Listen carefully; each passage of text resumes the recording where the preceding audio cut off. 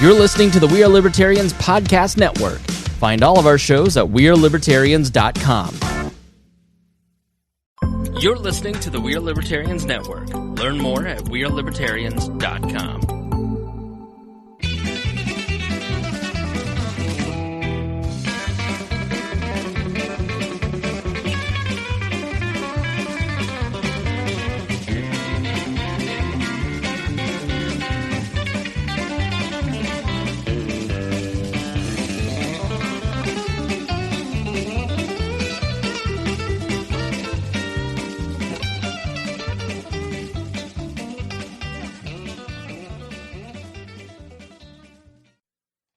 Welcome to the Boss Hog of Liberty podcast on the We Are Libertarians Network, or the Wall Network.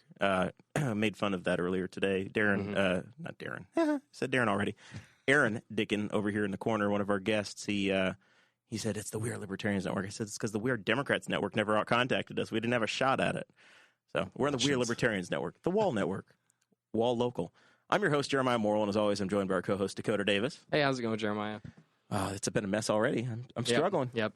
Before we even started, I drank one beer, and I'm on my second one. So, yeah, I'm trying to. I got through the beer I brought, and now the guest who won't admit he's drinking a beer, he gave me one too. So we're trying to play equal favorites here. Which one is that?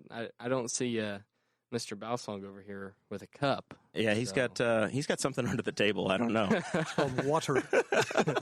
Our show is about our lives in rural Indiana. It's a show. This is a show about folks who are involved in politics. Hey, we actually have that today.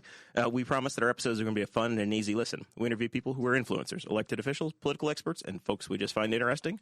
We got a bunch of politicians in the room, and we're not talking politics today, Dakota. I know, it's really weird. We're going to talk a little bit about politics. I can't have Aaron Dicken in the room and not talk about politics. Not rake me over the coals for grass. Yeah, I already told you. See, if I seem a little exhausted during this episode, it's because I had to mow before Aaron got here. Because I did have some grass that I went out and measured. It was about 8 inches. You mow maximum freedom in your grass. You mow shorter. Measured in kilos.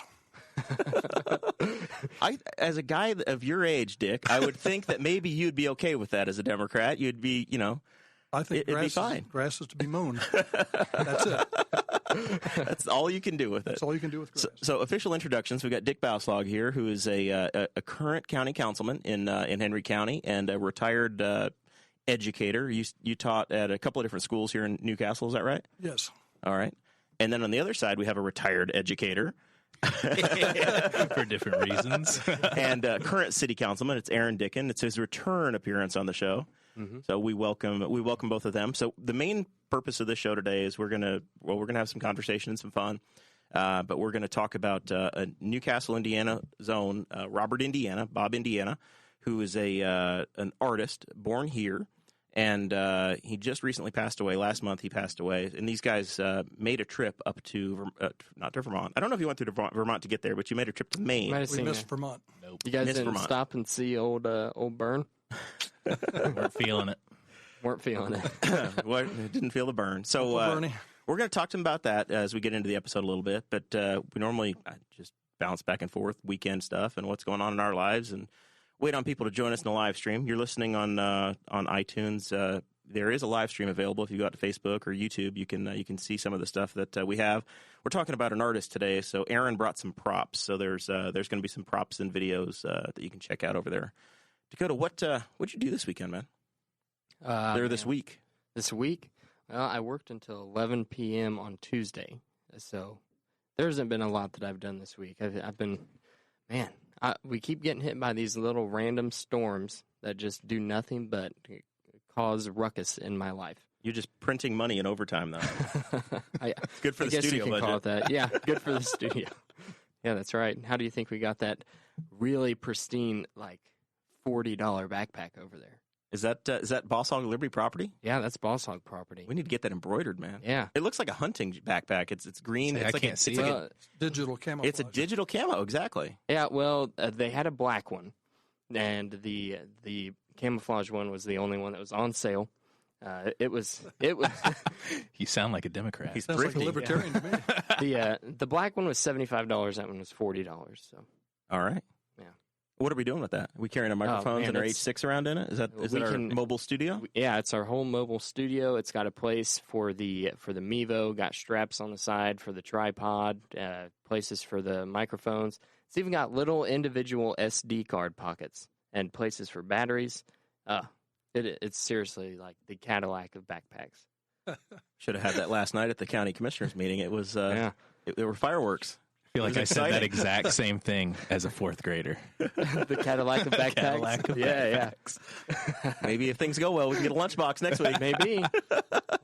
I want a tin one though. I want a metal lunchbox that's got the Doughboy on it. So you broke your phone over the weekend. I did. So you had to go to Richmond to the Best Buy for repair, or across the road to some little cell phone shop. Yeah, it's called You Break I Fix.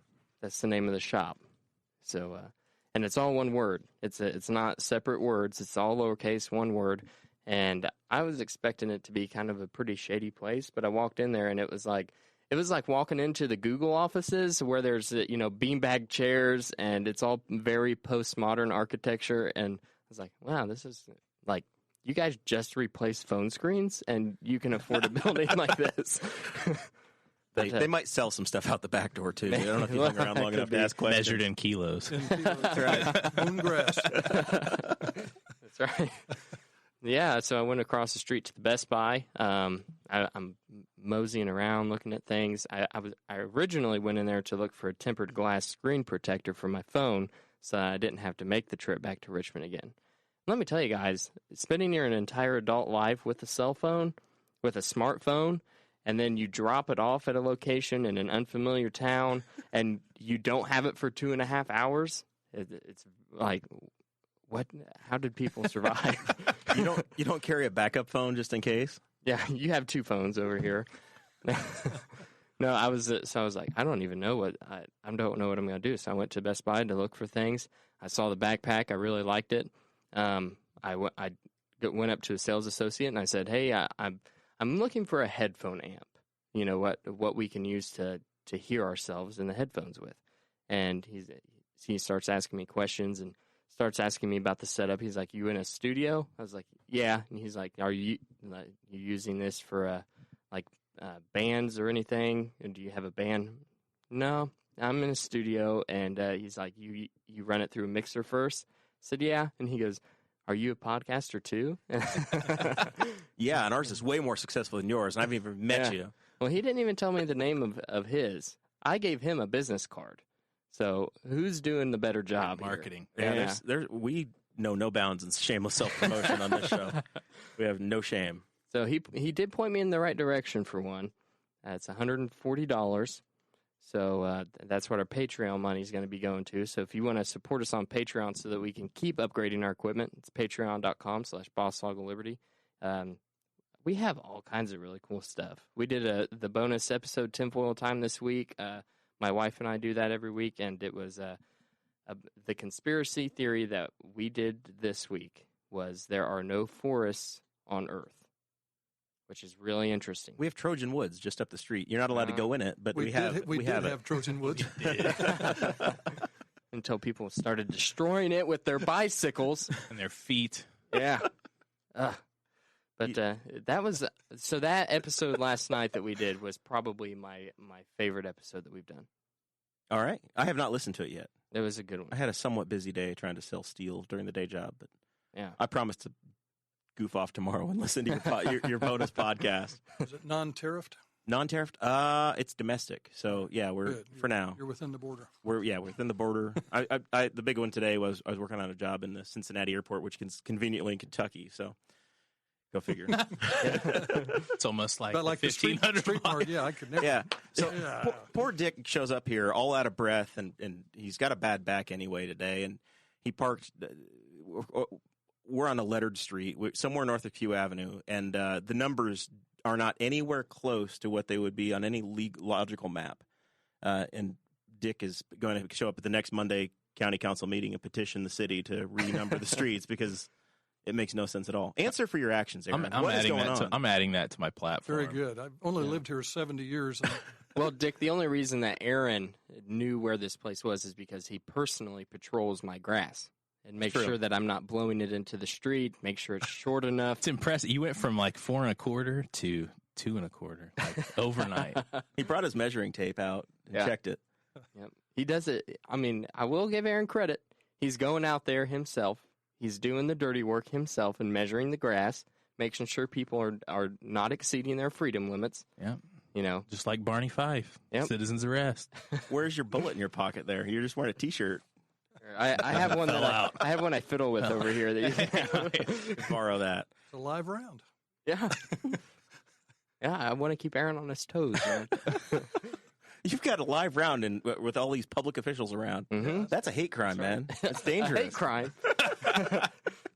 Well, I'll take it out whenever President Trump comes to the show. Yeah. We're holding our breath. We're still waiting on the vice president's brother to swing by, so we'll see if the president that's not comes gonna. in. Yeah. All right. So you have in the notes here that I went to the commissioners' meeting last night. I did. I visited the Henry County Commissioners' meeting.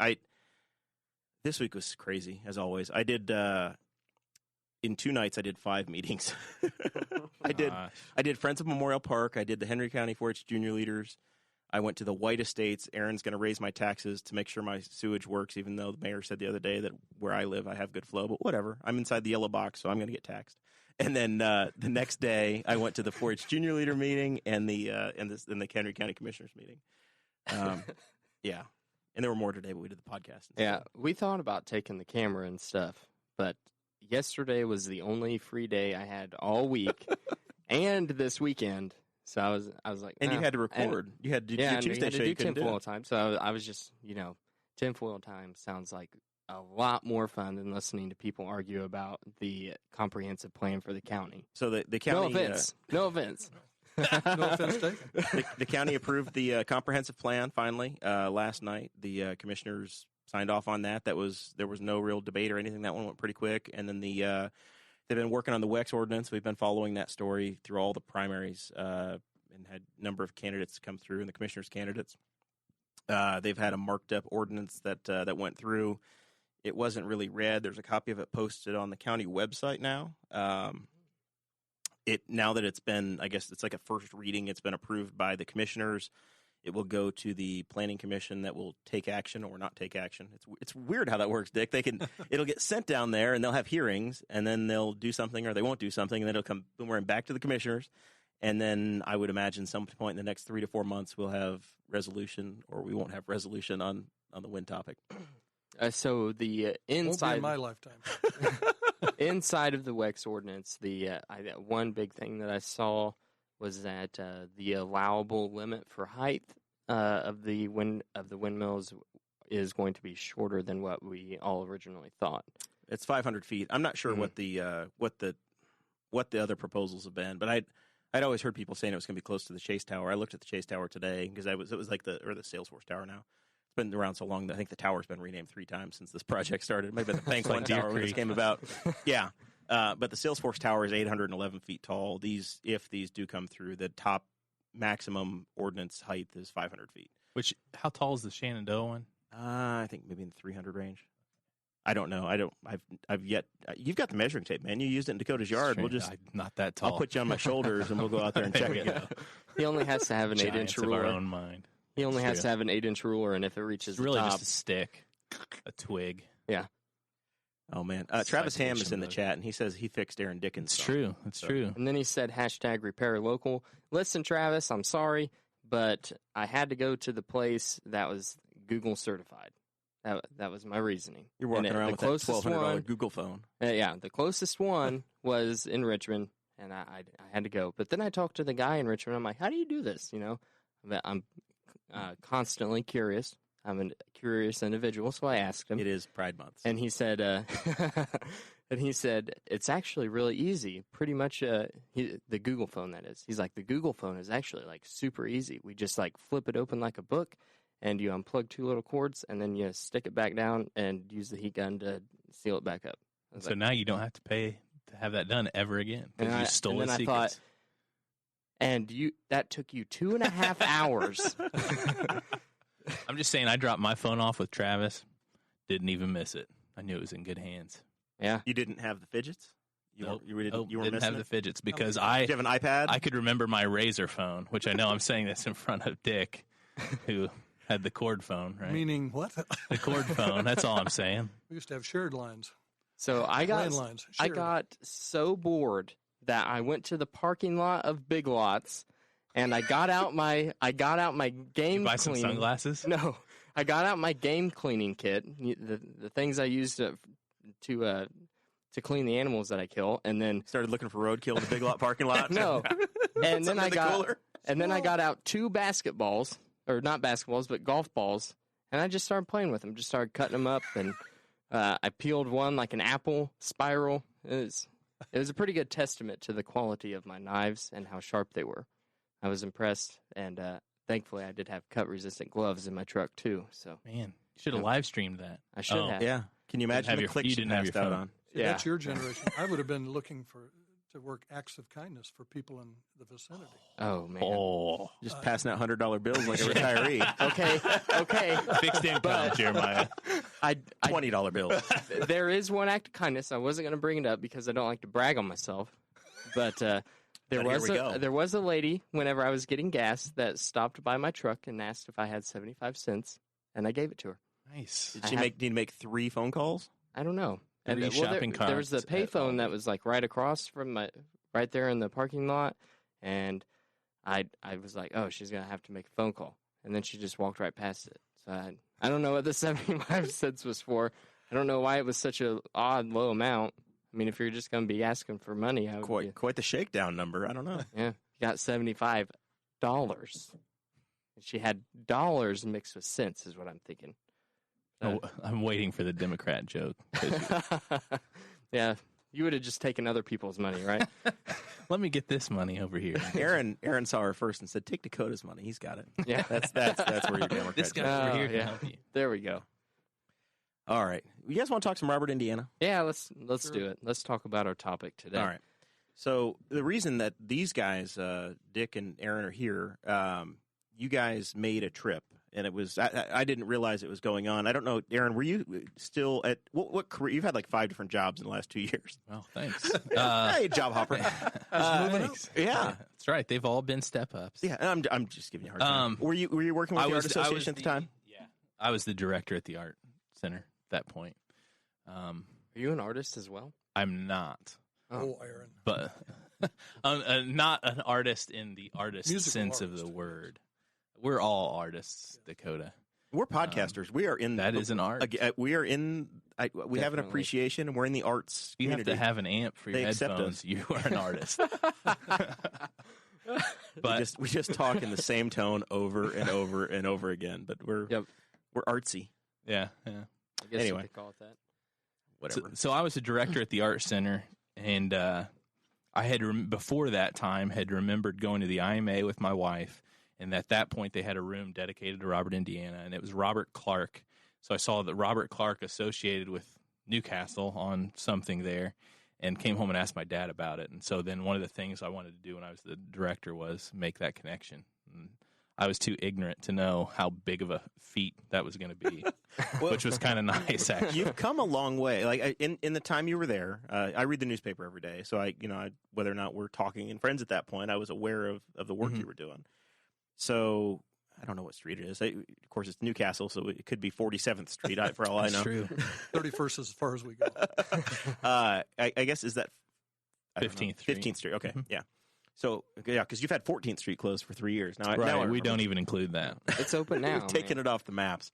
So 15th Street is runs from Broad Street, our main highway, 38, all the way across to, I guess, Indiana Avenue and points beyond, all the way to the Armory A Avenue. Avenue. A Avenue. It Down- actually down to goes the letter north, streets. too. Yeah, to the hook. Yeah. we don't send anybody over that side of town. If you want to find meth in the street, that's where you That's go. terrible. Oh, Oh, I'm the bad guy. Anyway, so that's been renamed Robert Indiana Parkway, and there were some big Right. signs that were put up, and you've had there was some painting in the crosswalks in all along that area. There's some public art displays that have gone in, and that's where the Art Association headquarters is. Right. And that was kind of the idea. I knew that renaming the street completely was going to be a terrible idea, and even trying to stress that it was going to be an honorary name, I think raised some eyebrows from like the library and some other people there that thought they would have to redo a lot of their marketing. But it's an honorary, it's just an additional street sign showing it's in honor of Robert, Indiana. And for us, it made sense because the art association's on that street, library's on that street, and really it's the backyard of the Historical Society too. So you can get to the Historical Society there. And now having the love sculpture there outside of the armory, it's just a really nice You've got section. 2 love sculptures on 15th Street. That's true. Yeah, that's true. In that area. And Vanderwall kind of took that and ran with it and made it the Robert, Indiana Arts and Culture District. And Newcastle Main Street has been a huge proponent of making that fill out a little bit with the sculptures at the armory. That's the one thing I had forgotten. They've added a couple other Robert, Indiana themed sculptures there. And there's some paintings along the way, and then connecting it to the Art Association.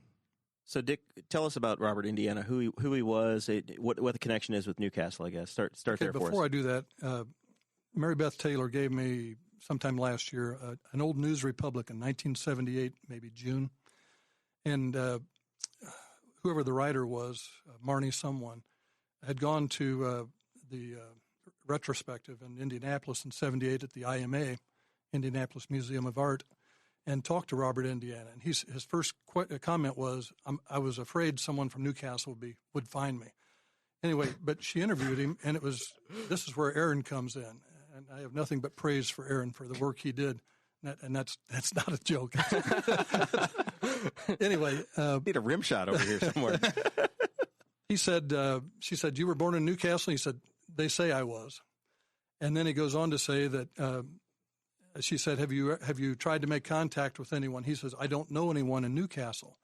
I have no doors to knock on. He said, the only place I know in Newcastle is the courthouse lawn. He said, I've been there. I was there 20 years ago or 30 years ago. So anyway, that's the only association he had with Newcastle. But he did say, he said, I'm waiting on someone to contact me. And so that was in 78, and in 2015, Aaron starts knocking on his door, and one day he opened, and Aaron gave me that call, and he said, Mr. Bouslog, are you sitting down? I said, no. He said, sit down. And he told me that he'd made contact and that we were going east. Well, but it's Aaron's persistence. Well, but I have to say, and obviously when we were in that first room at the Star of Hope, there's a thick binder. It was labeled Newcastle, Henry County, and because I think our eyes were glazed over, neither of us picked it up. But there's a particular person out there that'll let you know that, I mean, Ruth Hayworth had done some groundwork. Mr. John Dickey, when we had the show at the Art Center, brought a note that he had received from Robert, Indiana. So I'm not anywhere close to the first person that reaching out to him, and I could never tell you why we finally got that back. I'd imagine it's because he knew he was towards the end of his life and wanted to come around full circle. But, I mean, there's so many people in our community that had, laid that groundwork, I think. Very cool. Yeah, I mean, this guy's the encyclopedia for sure. And Aaron carried the ball over the goal line, and it was a touchdown. We were well received, and everything you'd read about Robert, he was cantankerous, he was moody, he would stiff people like the President of the United States, like the Today Show. For 3 days, they were stiffed on the island, couldn't talk to him. But we got in, and again, it was Aaron Dicken that did it. He was the guy that got the door open. That's awesome. So let's learn about his background a little bit, and then lead up to, if we can, up to his trip, your trip that you took up there. Like I said, this guy, I mean, Mr. Bouslog, and I call him Mr. Bouslog because he was my elementary school principal. He spent a lot of time in the office. That's right. That's right. All good for good stuff. No, he's a good kid. It's for good stuff. I mean, literally knows almost everything there is to know. So I'm just going to sit back. So what do you want to know again? So I guess he was born in Newcastle, but didn't live here long, didn't go to school here. No, he was here just for a short period of time, maybe an hour or two. Went to Richmond, and he was living with friends of his biological mother, and for about 6 months, and then he was adopted by Earl and Carmen Clark from Indianapolis. And that's where he grew up, Indianapolis, until he graduated from Arsenal Tech High School. But he said if you could use one word to describe his life, one word would be struggle. And his adoptive parents loved him. There's no doubt about that. Though love was never used in the home. It was hug. Give me a hug. I love you, son. Give me a hug.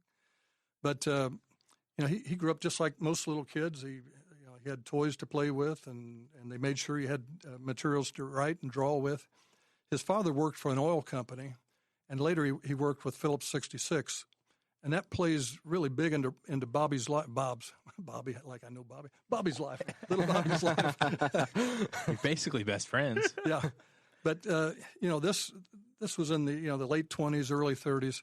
But every day they would go to his dad's workplace in Midtown Indianapolis, Phillips 66, and he'd look up in the sky, and there's this beautiful red and green Phillips 66 sign with all this nice gardening work below it, beautiful blue sky above it.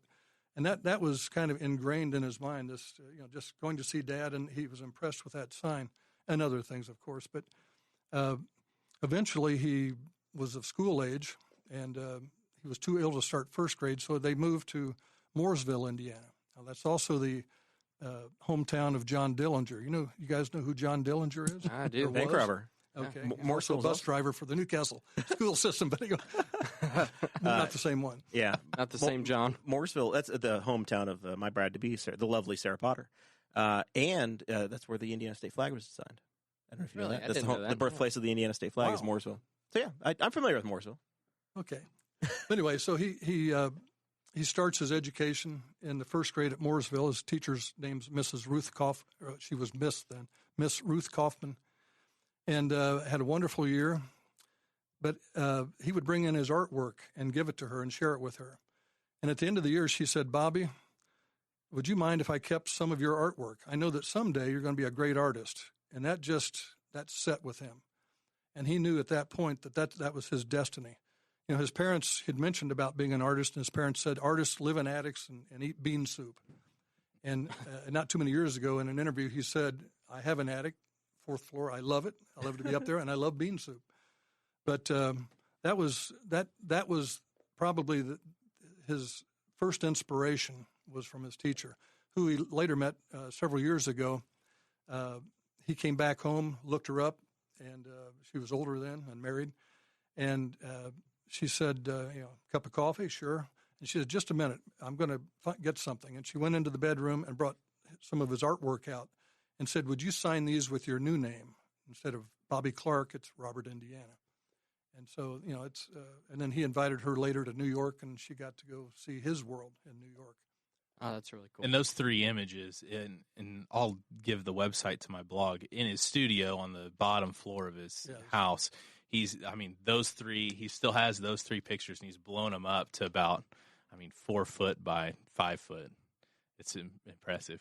Yeah, the picture that John Dickey, he alluded to Dr. Dickey, that Bob had given or that had signed was an old 1st grade or 6th grade print that was called Hero. And he drew that. He'd heard the story in 1st grade of the little boy that stuck his thumb in the dike and saved all the villagers. And so he drew a picture of the hero, and then there was a mother pulling a child in a wagon, and it was his first use of words in his artwork, and it was rum, run. And nobody knows to this day what that meant, rum run, unless his dad was a rum drinker. He's a rum runner, man. Yeah. The bootlegger. Running rum, man. He was born in 1928, so that's the middle of the Prohibition. So, I'm not saying anything, but his parents definitely remembered what it was like to be in Prohibition-era America. So he probably had some stories. I'm sure there's inspiration from there. It was also, he lived during the Great Depression. Yeah. And as a child, as times got worse and worse, the homes he lived in got worse. They moved constantly. They were a peripatetic family, and they moved all the time. It was for economic reasons. Instead of stepping up in your home, they were stepping down. And before he was out of high school, he'd moved 21 times. Now, did his adopted parents end up getting divorced? And 1938. Lived with his mother most of the time, right? Right. Carmen's sister had killed their stepmother up in South Bend.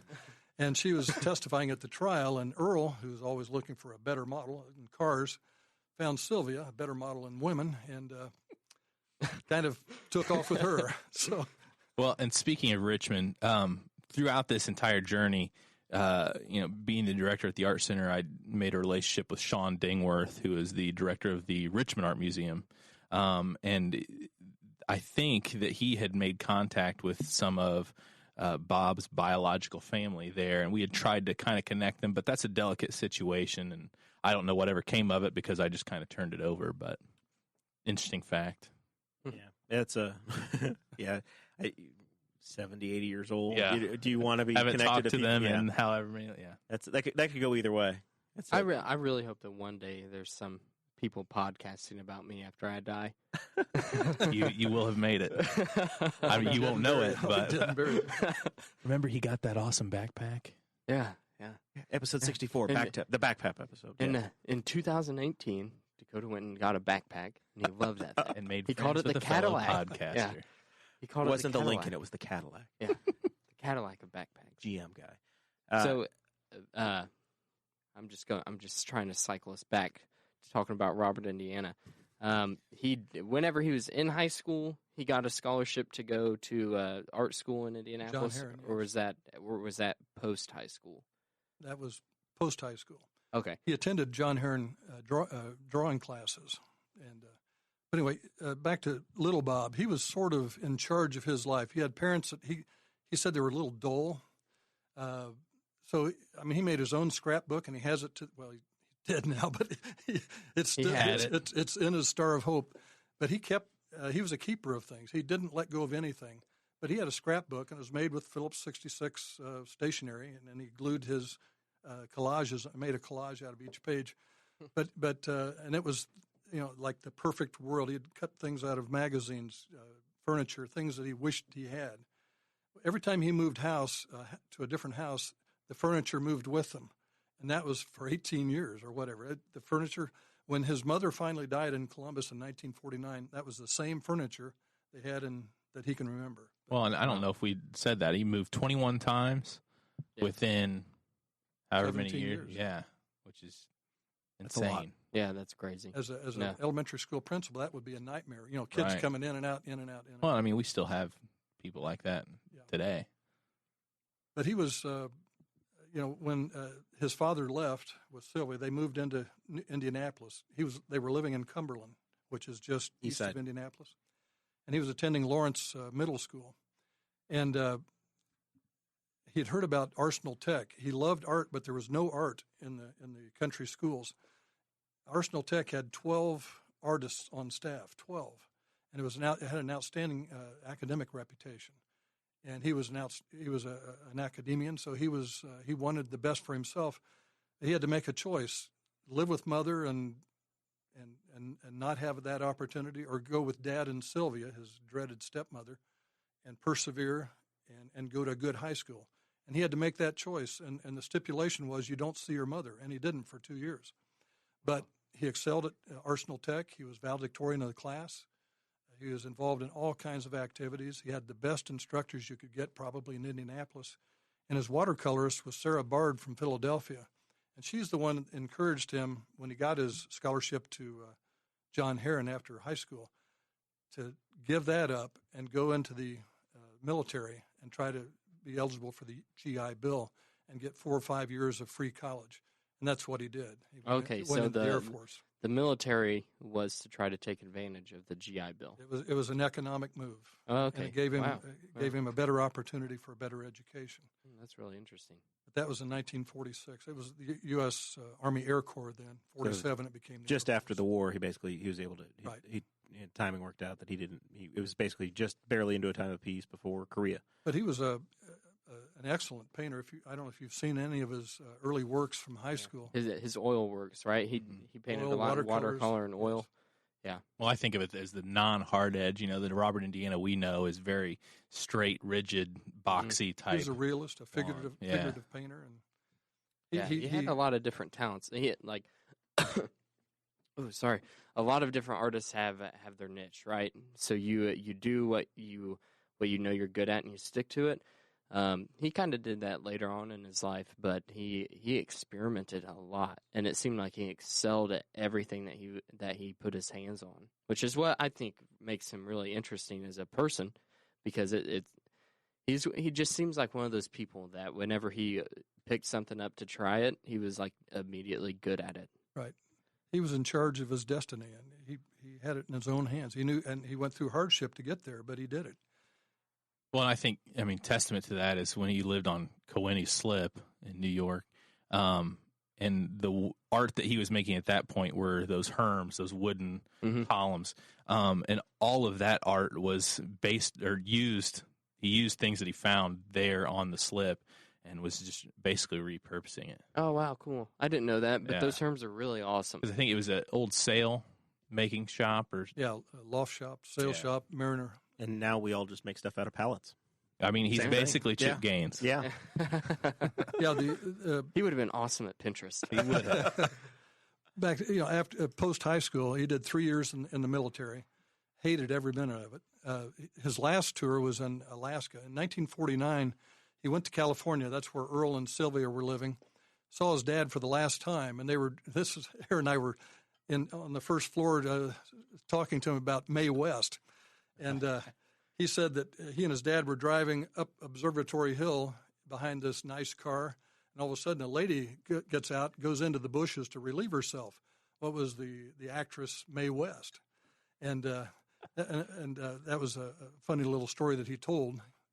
And that's the only video that I really had, and it's on that blog and all the website. He was on a tear then. He was. Oh yeah. But it was also the last time he ever saw his father. Wow. In 49, and of course later he died in 65. Did he do something with the newspaper when he was stationed in Anchorage? When he was in Anchorage, he took over the Sourdough Sentinel newspaper, made it the biggest newspaper in Alaska, which probably wouldn't be too hard to do. It's not like having the biggest podcast in Henry County, Indiana. Yeah, it's the hardest to find podcast in Indiana. Very secretive. But it was in Alaska. He became ill, and he had to go to the Aleutian Islands. I still think it was punishment. When he got off the plane, it was a terrible plane ride. It was terribly cold and wet and windy. And they gave him a fishing pole and said, "Get your lunch." And he wasn't too fond with the military at that point. But it wasn't too many weeks later that he got a call that his mother was dying, and he had to go back into the stateside and see his mother. And Aaron knows that story. Yeah, well, and that's a good segue into, the background of his different pieces. We have the Eat sign at the Early Bird Diner there on Robert, Indiana Parkway, and that's a reference to the last word that his mother said was eat, and it's a paired, and I can't remember the proper art term for it. Diptych, not a dipstick, but a few of those out there on HM. But it was eat, die. It's because that was the last thing she said, and that's a lot of his art. Almost in everything you can see some kind of autobiographical reference.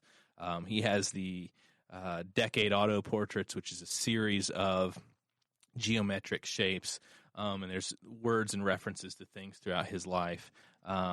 The Eat, Die, and Dick hit on the love painting here that is the Phillips 66 colors with the green grass and the red and the blue, and so it was all autobiographical to some extent. So he called himself a sign painter. It was interesting, and that painter of signs. Yeah. Yes. And the signs were sometimes covert, sometimes overt, sometimes whimsical, but a lot of hidden meaning in some of his signs. Just like this. Can you all see it? That's a podcast. We have to use words to describe it, too. Now, this is a Decade Auto Portrait, 1965. It was done in 72. But it has... it says Indiana, and it's a star, and it's got the number 5 in the center. It's red, white, and blue. And it says Indiana at the bottom. What's about spring? It says spring on the side with an arrow pointing up. Chief, Washington, arrows pointing down. And it's got arrows circling clockwise. Yep. And there's Let's get another one. This is fun. Get another one. These boys are good. What do you see in there? What you have to see, though, there's the hidden one in there as well. It looks like the Texaco star. Yeah. Okay. What they talked about, Washington is, in 65, he made a trip to Washington, D.C. to see President Lyndon Johnson. Thus, the word chief, which was from an earlier art piece that he had done. Okay. The commander-in-chief. Spring with an upward arrow means I'm leaving Kaweny Slip in 1965 and moving up to Spring Street on the Bowery, up north of in Manhattan, and then Washington. Well, I did Washington. Anyway. All right. What's next? What's the next one you got? Describing art for 1,000, Alex. Hey, I think you have the American Dream #1. Yes, I do. Which is big piece that the modern Museum of Art. I was there last week, and I still Museum didn't get of to see Modern it. Art. Sorry. Yeah. But there's a story about this one that we tried to ask him on our visit, and he said, "I don't recall," which he said a lot on that trip. But see, I saw the. So we have a 4 circles. Let Dakota do this. Yeah. Oh yeah, go ahead, Dakota. Okay. Go, Dakota. So am I describing it, or am I saying what I see? You're describing what you see. A little both. A little bit. It's your show. Do what you want. I don't know.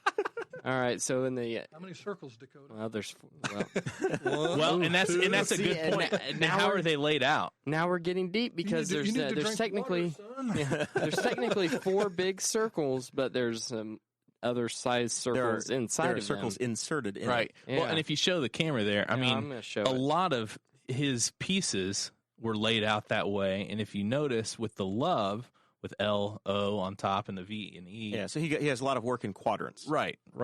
Yeah.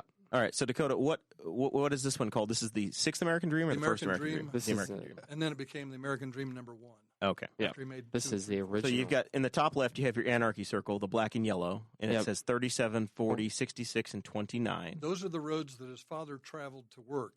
Those are Yes. Indiana roads. And then we have the Aaron Dicken circle here, The which take is all. red, white, and blue, and it says "Take all." And Yep. it looks Yep. like a target Cut your almost. grass. It says- And then the bottom left quadrant is numbers 1, 2, 3, 4, and 5, all in stars, arranged There's in a star pattern. there's a And it says tilt. I assume that's for the tilted kilt that would come later. No, that's they did a lot of road traveling. They were in the car probably more than their home, and lots of filling stations and diners had pinball machines. And obviously, tilt for you younger people. Bump the tilt. Yeah, If you moved it too much, it would tilt, and you would be done. and you lose. Huh. And then the bottom right quadrant, down there in the southeast, is the American Dream, and it's another star with a circle radiating out of it, but then it's also framed in by a star. square. Yeah, inside exactly. a square Yeah. Now, here's with a my circle. question. There's just so much going on. This is a palimpsest.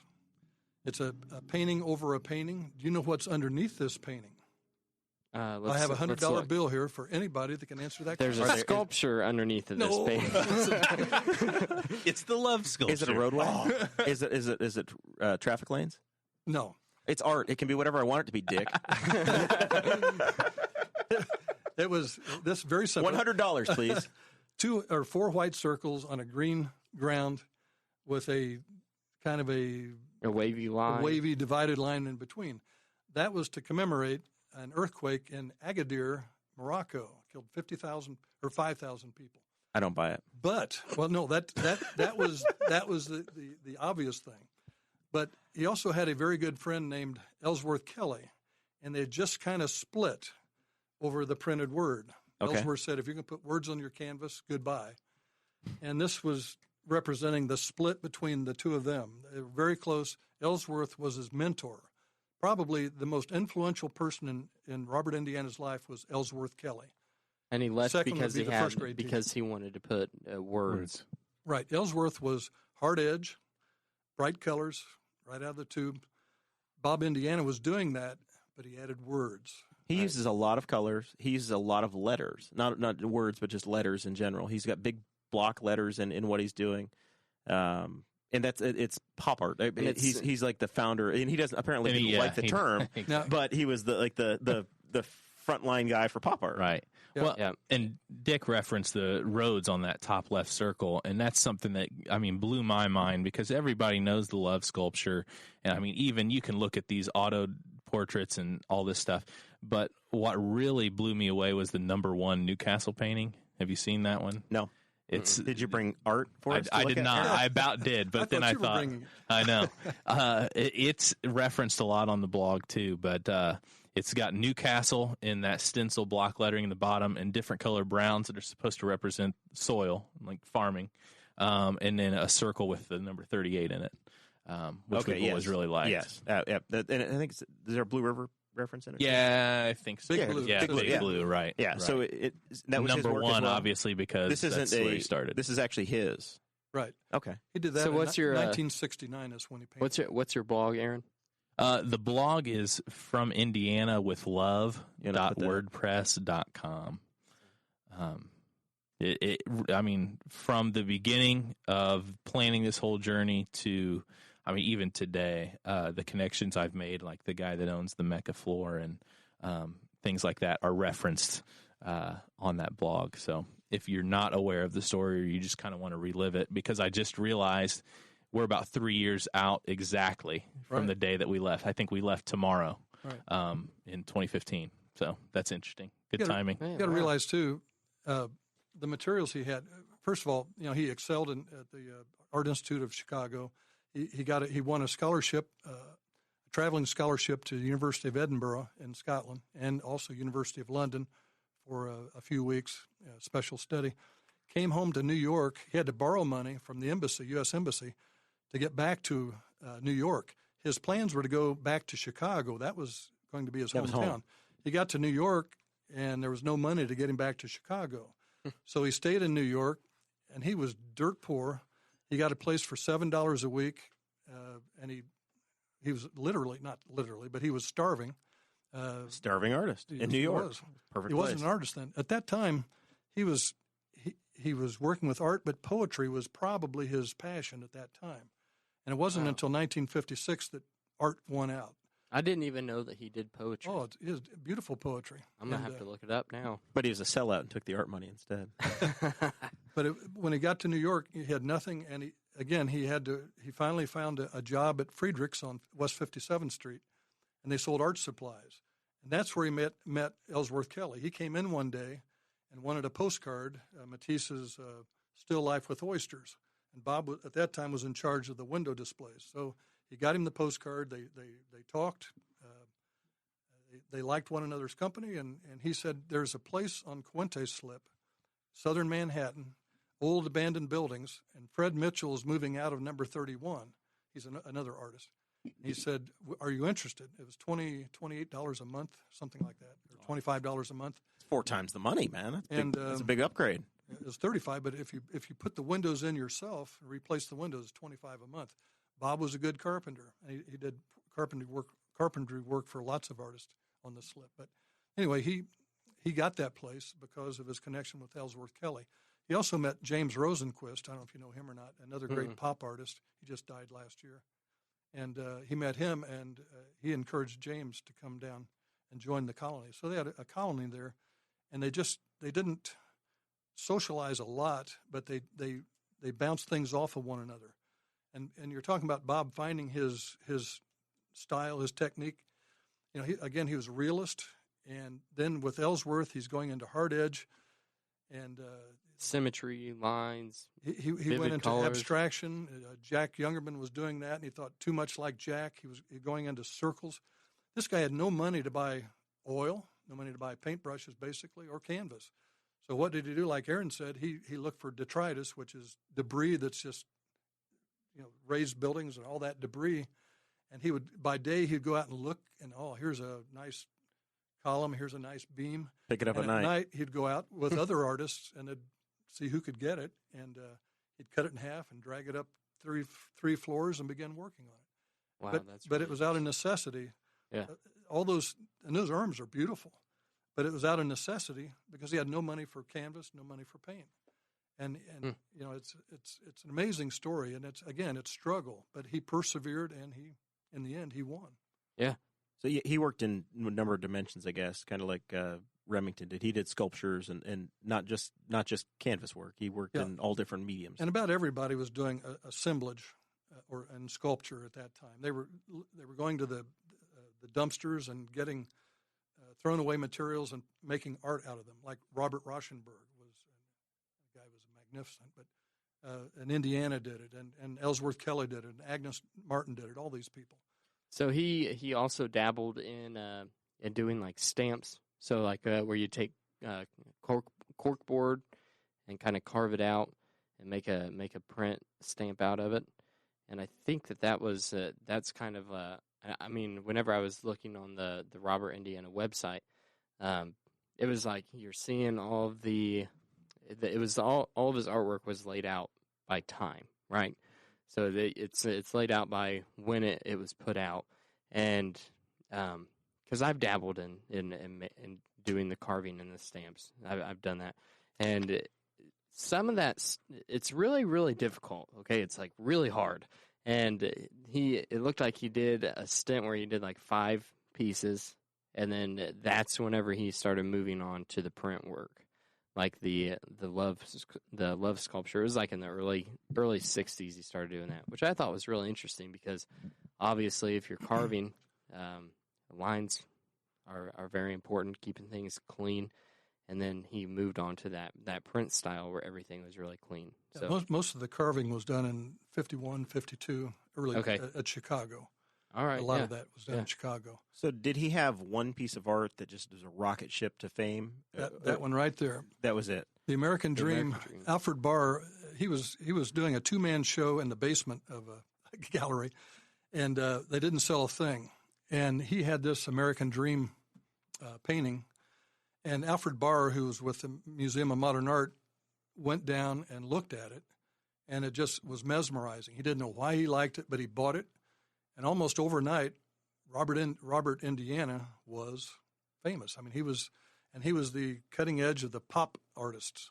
He was considered like one of the pop kings for a while, but then he divorced himself from that. He said, "I'm a painter of signs. I'm hard edge. I'm not a pop artist." He didn't want to be associated with Andy Warhol. You saw his movie, Eat. Yep, Eat. Most interesting movie. So he did. Yeah. So those of you who don't know, Andy Warhol was. He produced a film with Robert Indiana as the star. He was the star of the show. The cat was the co-star. Yeah, the cat was the co-star. Was the mushroom a third star? Oh, yeah, was it credited? So it's 45 minutes of him eating a mushroom. 45 minutes of him eating a portobello mushroom cap in silence. Yeah.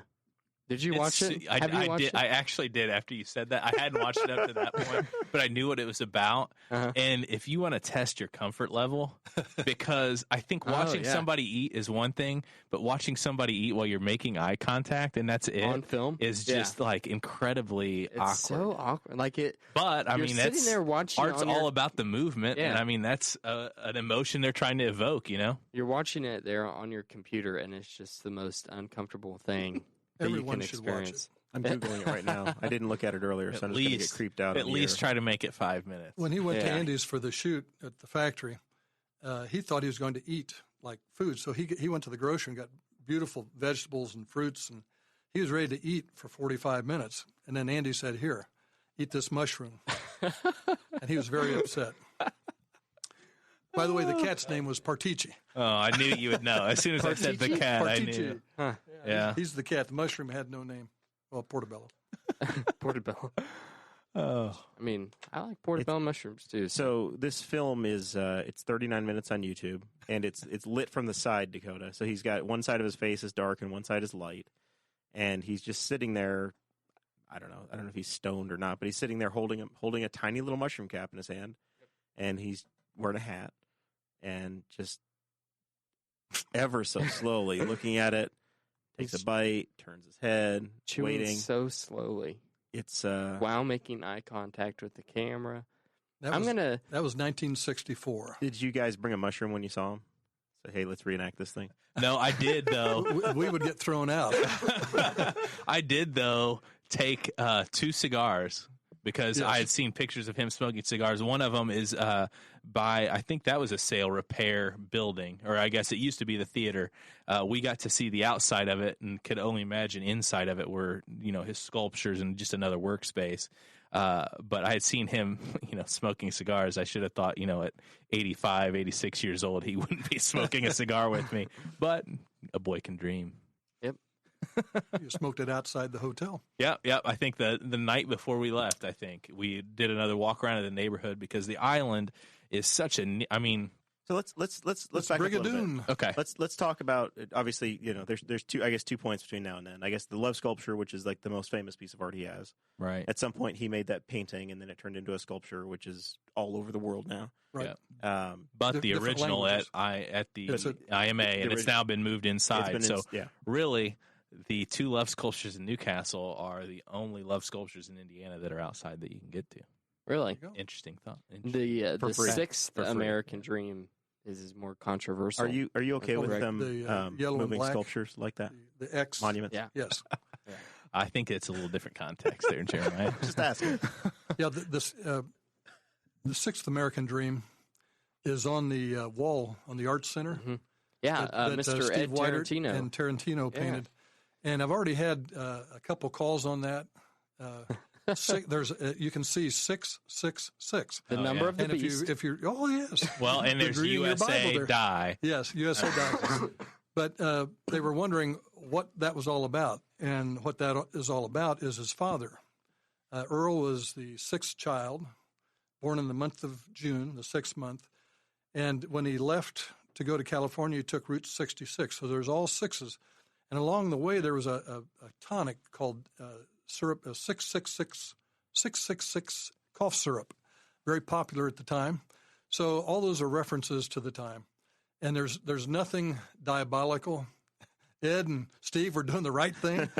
there's nothing to scare this community. So Dakota's holding it up on the screen. It is questionable. Very difficult to see to people that don't know or haven't seen it. And it also says USAERR. Error. Yeah. What's wrong with America, Dick? Why is it it an also error? says USA Hug. Okay. Okay. No. Okay. Let me. Okay. There. How many? There are 4 words there, right? Yeah. It's Air means sin. Eat means survival. Die means existence. And what's the other one there? Hug. Hug means love. Those are the 4 words that he repeats throughout his art. And those are.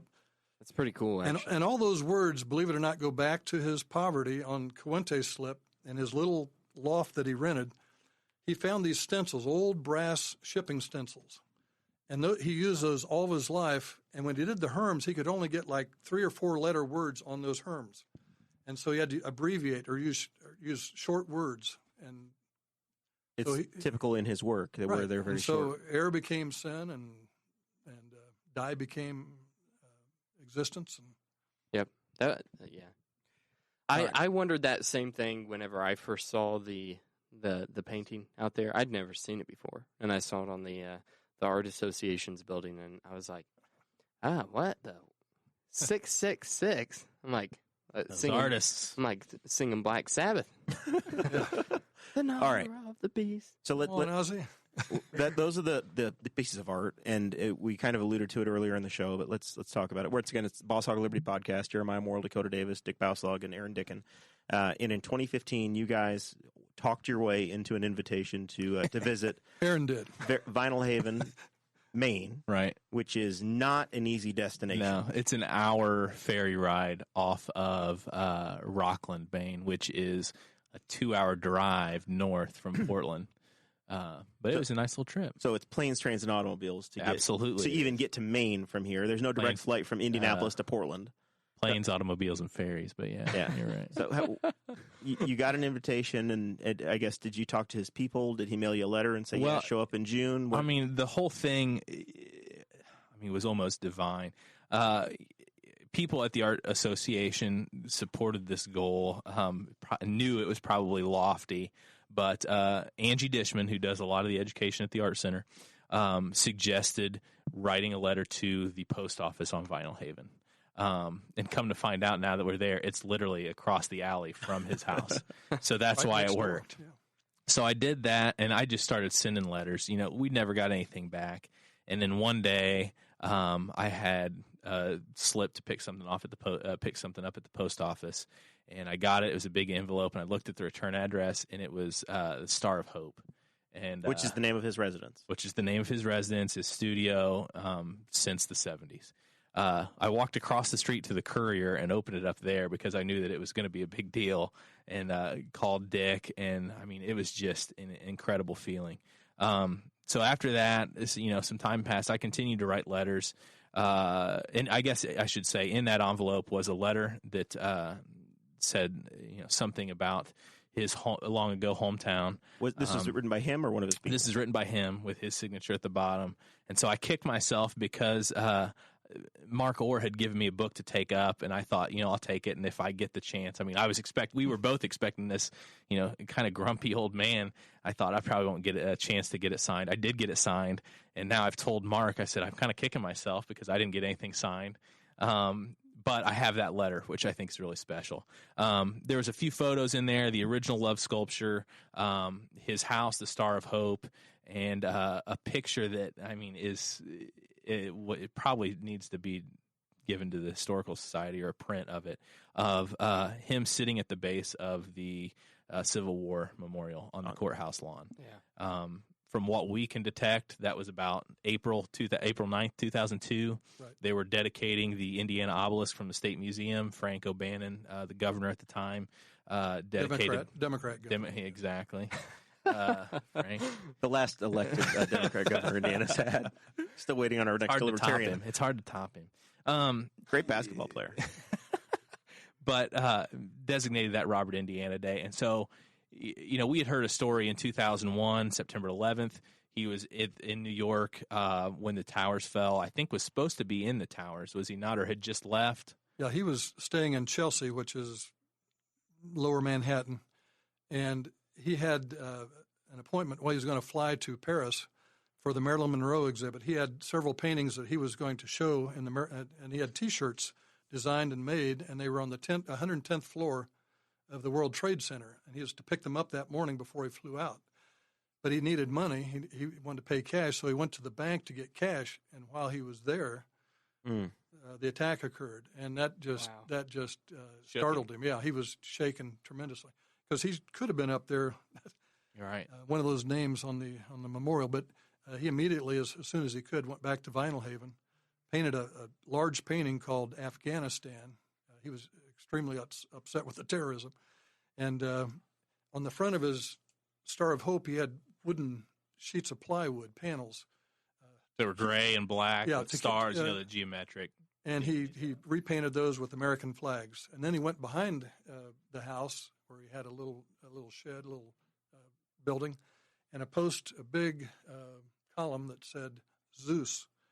And he changed that to 0 for Ground Zero. Oh. He was terribly shaken and became very patriotic until 2003. And then didn't fly because never of that. Flew and so that's why we figure if he's going to Indianapolis, he's taking 70 from the east, and that's why he ended up there. He saw the sign and stopped. Exactly. He said, "Hey, I know that place." But we saw Afghanistan, the painting. It's never been shown. Yeah, which is a nod to his civil rights movement paintings that kind of depict the South as this one right here. You guys would like this. So we have another one. It's a just as the anatomy of man, every nation. It's Alabama is the painting. I assume that's the name of the art. Must have its hind part. And it's in pink, which is flesh color, or sort of flesh color. But Andy Warhol, I'm sure you remember those silk screens that he did of race riots. The dogs attacking the African Americans. Bob Indiana went one step. I mean, that wasn't controversial. That just showed what was happening. Robert Indiana was truly pointing a finger at the state of Alabama. Oh, yeah. He was very upset. And Mississippi, and there's several in that. He did 4. He's going to do all 13 of the Confederate states, but that takes a lot of time to paint. So he did. He did Louisiana, Mississippi, Alabama, and Florida, and he did those in '65. He was very conscious of what was going on down south. Extremely upset. When he was living in Indianapolis and all those homes, he lived in integrated neighborhoods. So he had empathy for those people that were being persecuted. You look at this artwork, and now you think this is something you would do in Photoshop really quickly, right? Lay it out, and it looks like quick sign. Like it looks like. But that's where he's a painter of signs. Right. The lettering is but it's very precise. Right. It's all his font, and that particular art looks like stencil work. Which those stencils, I think, weren't they found on the slip too? Right. Coiny slip. Those are the brass stencils that he had some of that work in his house too, as well. But anyway, to circle back around, that picture was also in that envelope. Continued sending letters, and then we were closed on the art center's closed on Mondays. Came in on Tuesday, and we had a voicemail, and it said, I can't even remember the name on it, but it was somebody who was an assistant of Robert Indiana's saying that, this is who we are. We're calling for Aaron Dicken, and they hung up. And I was like, why do we have to be closed Mondays? But caller ID gave you a phone number. And I've still got the screenshot with the number blurred out. Said Robert Clark, which I thought was just the most interesting thing because that was his, given name and the phone number. So I started calling in addition to my letters. And one afternoon, probably 4:45 before I left, I called, was ready to leave another voice message like I had before, and an old raspy voice answered. And I knew who it was, but I asked anyway, and had a really giddy 15-minute conversation on my end, probably not his, 15-minute conversation. We talked about his art. We talked about Newcastle. I was running for city council at the time. I'd mentioned that. It's just a really enjoyable conversation. I think I had asked him if he would be willing to come visit so that we could host him. And he said, I'm too old. I can't make that trip. I said, well, would you be open to us coming to you? And I imagine he thought, these guys from Newcastle, Indiana are not going to make the trip to Vinyl Haven. And he said, of course. And so, I remember being in a hotel room in Chicago on a little family getaway. And I was going back and forth. And I think I may have called you and said, hey, what are you doing on this week? I think I'm going to buy plane tickets. And I bought plane tickets. A lot of people contributed to that trip. A lot of individuals that were members of the Art Association or just community members who, believed in what we were doing. Organizations within the city. Because, it wasn't a cheap trip. The Art Association helped with it.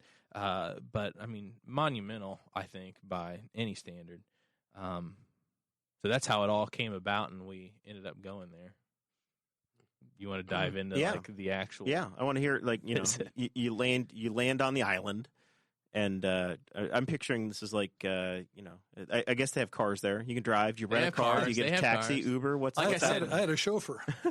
That's right. There and there. That's right. I've never been more paranoid to drive in my life. So we landed in Portland, rented a car, drove up to Rockland, which is, where you get on the ferry. Rockland's got a great art museum, the Farnsworth Art Museum. They've got a lot of, obviously, Robert Indiana pieces. So if you are ever in that area, definitely check that out. And that's on the mainland. But we landed, drove to Rockland, grabbed a bite to eat, had my first taste of lobster, which was an unfortunate high standard from now on. That's the first time I had lobster. And then we got on the ferry, pulled on, and there was about 5 inches on each side of the mirrors, and we got on Vinyl Haven. And I had kind of randomly picked this hotel. I looked at a map. I was trying to figure out, okay, where's his house? And I picked a motel that I thought, okay, maybe it's close. It was about right across the street from his house. It's called the Tidewater Motel. They have a Facebook page. I'm going to plug a lot of these things. That's what I'm plugging. Your Vinyl Haven seafood, which I just found out now they no longer make etouffee, but we'll get there. So the Tidewater Motel, which is a little thing, we pull in, and it's like I kind of felt at home. We talked, we drove around the island and explored a little bit on our days off. How many days was your trip? Were you on the island 2 days, 3 days? We took a full week trip. So we traveled the first day and the last day, but the rest of the days we were on the island, which looking back in hindsight, we could have done a 1 day on the island. Stalker much? Yeah. Well, but the thinking was in failing health in old age, I wanted to make sure that we had the chance, whenever, because I could see, okay, we're 1 day on the island. He feels bad that day. We blow it. We don't get to see him. Or an invite to come back. Right, and that's kind of what it turned into, but we didn't get the invite back. But everybody on the island was friendly, waved at each other, and when we pulled into the motel, and we were, just awestruck because it was right across the street from his house, the owner pulls in behind us, like blocking us in, and says, hey, there's a package in your room, and there's a message on the check-in desk from one of Indiana's guys. I thought, wow, we just got here. And it was Jamie who, was kind of our host that whole time on the island. And he came, I called him, and he said, listen, I've got to go over and make Bob dinner. I'll connect with you in the morning. And he came over that morning. We talked for a little bit. He had to run and do some errands, came back, and then took us over. We were there for 3 hours. Interject whenever, and you guys interject. That's with unprecedented. Questions. 3 hours with Bob Indiana. And we could have stayed longer, but you could tell he was exhausted. Yeah, he was. he actually walked up those steep stairs and down with us, and he didn't have to do that. Of course, he didn't have an elevator either, so I guess he did. Yeah. But he was so anxious to show us his home and his artwork, and he was such a gracious host. And you couldn't ask for a better guy. And you read all these stories about he probably is a prick. but we were, and again, Aaron brought gifts, and I think we may have been. I'm sure other friends have brought gifts to him, but most of the people are trying to get something from Bob, artwork. They want to deal his work, and we went. You were just trying to rebuild a relationship from a community, and he read That's the best way to say I think he read that immediately. That these guys, and when we were done with the visit or the last day, Jamie, they said Bob really liked you guys, and I thought, that's a good testament. Well, and he, I guess I cited the package, and he did too. I had gotten a pretty big box, and I had just kind of reached out to the Historical Society, anybody that I thought would have meaningful gifts of home to give to Bob. And so some of the things I put in there, I had a ceramic courthouse. I don't know if you've seen those at the Historical Society. You plug them in, and it's really well done. He had Jamie plug it in instantly in the room we were in. I had Daryl Radford and Doug Major's book about Henry County, the historical book, a painting book about Indiana plein air painting, and then I tried to get as many love shirts that I could. I knew the Newcastle girls tennis team had a love shirt. Newcastle Main Street had the Where Love Was Born. Sean Kitchell came up with that. So we just tried to pack it all. Included in that was a proclamation, which was read, I think, that first night we were on the island. But we had a copy that was nicely printed. We had it framed, thanks to Frost Framing. And just we gave that to him because I thought, I want to do something special for him. And I think he recognized that when we gave that framed piece to him. And at that time, I had a picture of Mayor York with the Robert Indiana Parkway sign that Kendra had sent to me that day before. So I was able to show him that and kind of tell him, what we were doing. I think that made a huge impression. And he was supportive of this. He wasn't. Yeah, he wasn't. Well, and that's the thing. I've had some people kind of pick at it a little bit because I understand from an outsider looking at it. You're just taking advantage of Robert Indiana. He knew from the very beginning what we were trying to do. We're not trying to make money on this. I think in the show notes it had said what had been done. And when I was the director, all I knew of was the 8-inch by 8-inch love painting on the mural in the courthouse. I don't know if you've seen that, but it's kind of a pictorial history of the county, and there's a love painting in Steve Alford's bigger than that. Right. And that's the only thing. Is it I looked up on eBay while we were talking, some Robert Indiana prints, and there's one from 1970 that he signed, and it's a love print, and it's on there right now for $24,000. And that probably at least doubled. Yeah, since I've been checking last month. I have several prints that I bought years ago. So now you can retire, Dick. Really retire. Don't tell Donna. Well, back to knocking. We were the first. Waiting on someone to knock on his door, and Aaron did the knocking. But 5 years before that, my sister Lana and my wife Donna and I went to Farnsworth. We took the ferry to Bob's place, and my intention was to knock on his door and meet. I just thought you might be able to meet him. Well, you don't. He didn't open the door. So you had been there before? Yeah. We went to the library, talked to Valerie, who we met. And she's, hey, you're Aaron. She knew Aaron. She knew just from the correspondence. She knew he had to be Aaron because I looked like some old grubby guy coming off a lobster boat.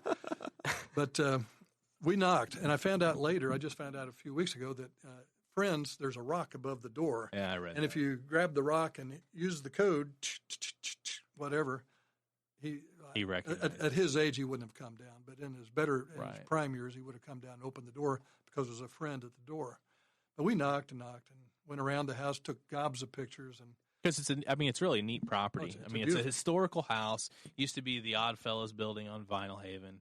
It's still that top floor is still, he uses it as a ceremonial room. It's got like thrones in the corners, and the little outlets in the floor for the probably probably those four. They're called baldacchinos, and they're like draped like a king would over sit the there. thrones, right? But it was for the ceremonies for the Oddfellows. So we got in there, and I remember walking in and just being awestruck because it literally is a living museum, which is huge. That in his will, he wants to turn his house into a museum because that's what it was at that point. I mean, his art everywhere. So we're looking around, and we hear this, that same voice I heard on the phone up the stairs, asking who it was, and Jamie took us upstairs, and I had this huge box. He said, "Well, what's in the box?" And they said, "Oh, let's go in this room." And he went through that box. We talked a little bit, and afterwards we talked and just picked everything apart the next 5 days. And said, that's probably his receiving room. And if things go well there, you move on. Really, and it is. And so the purple room, yeah. And that's where the Newcastle Henry County binder was. There's art all around. He had Love Chuck Taylor's. He had Love, like a collection of what he calls the rip-offs. Yeah, the unregistered uses of Love. But he would use it. He actually was interested in it. He collected it. Yeah, or people sent it to him and said, "Here's another rip-off." Right, and that was kind of my. And you gave him a box of it. Exactly. Well, and I had mentioned that. I said, "I heard you collect unregistered uses," and he kind of chuckled. But we went upstairs, and my mom, the Heinball family, is notorious for making cookies, and they're from the Tri-area. And so my mom made cookies and sent them up, and I said, "Mom, what's really?" We put them in the box, and we had them on the third floor with our coffee. So that's interesting.